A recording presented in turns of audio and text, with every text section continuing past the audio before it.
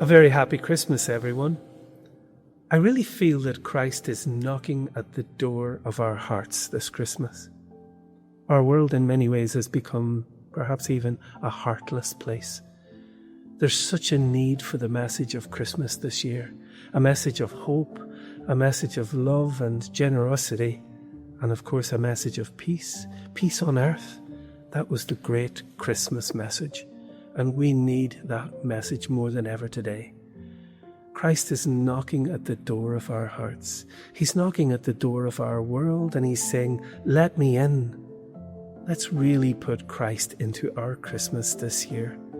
And I hope you and your families, and you personally, and indeed our country and our world, can experience some of the joy, the hope, the love, and the peace of Christmas. So God bless you always.